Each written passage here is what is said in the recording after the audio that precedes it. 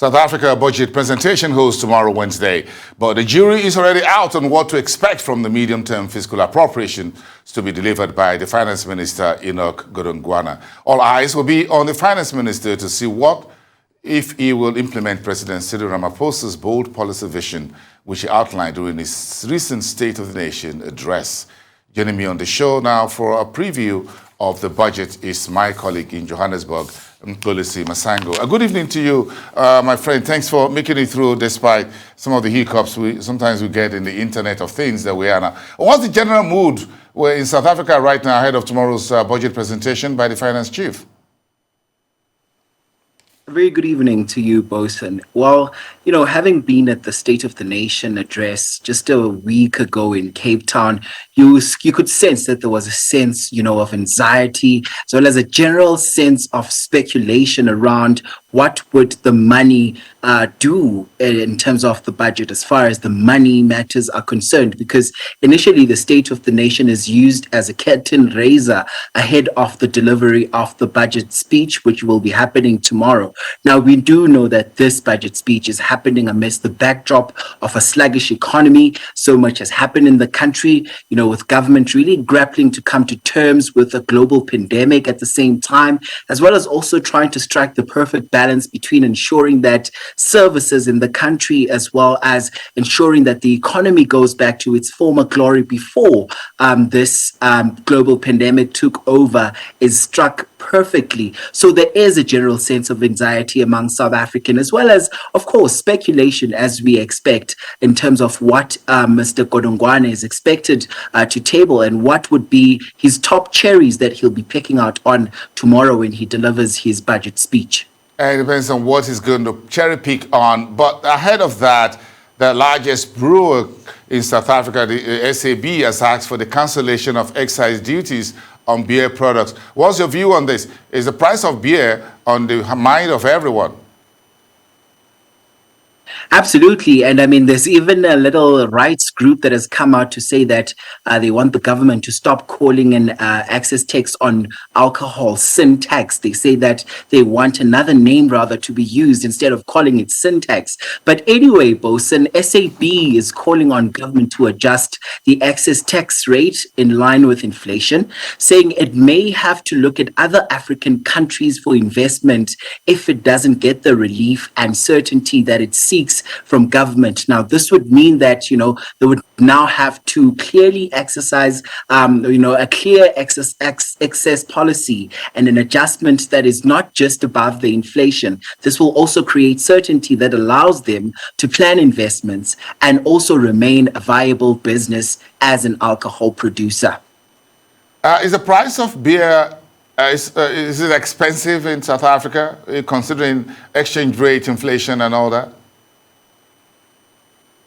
Absolutely. South Africans always like to look at what the minister is going to say when it comes to so-called sin taxes. That would be the price of cigarettes, the price of alcohol as well. Now, this is also at the backdrop of an on and off, lockdown regulations that were adjusted throughout the pandemic in the country, where we've seen alcohol sales being stopped, where we've seen alcohol distribution even being stopped. We've seen how many breweries have been brought to their knees by this global pandemic. So I think in one of the conversations that I had with him during the State of the Nation address, he did clarify that there needs to be a mapped out plan in terms of striking a perfect balance, because the alcohol sector still continues to be one of the big contributors to the South African economy.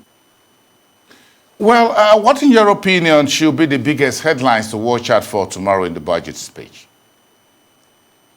Look, there's no secret that the minister will definitely be under pressure to deliver a balanced budget to show that there are efforts that have been put in place to reduce fiscal deficits and, to rein in debt, because debt with government is a very big issue, and that should not be compromised by new spending measures. And in this week's budget, they would also have to perhaps also map up a way to recover from the global pandemic, as we've just stated, because this will be his inaugural budget speech that he's tabling. Last year, minister, there was another finance minister, and we were still on the second year of COVID-19. So he did say that there's no way that we can ignore this global pandemic. It would be for government to really see where they would be placing their money. And also at the backdrop of a flurry of international restrictions, travel restrictions that we've seen, what are they going to be doing with that? We've also seen a spate of deadly riots that happened in July in the country last year. They would also have to be balancing act in terms of that as well. And also the electricity supply constraints that we've seen with the power grid that is under immense pressure, with Eskom here in the country also under severe pressure. So it's some of those parastatals as well that also need that cash injection. So it remains to be seen what's really going to come out and what's really going to be his primary focus throughout his budget, which he's tabling tomorrow. But in your opinion, do you think the Ramaphosa's administration will be able to balance this extended social stimulus? Mr. President, at the State of the Nation address, says he's going to continue to support the vulnerable in the South African economy. He wants to spend very massively on the side of infrastructure as well. But on the other hand, you have a huge deficit and debt piling up. Look, Bosun, the cost of serving government's debts are key risks.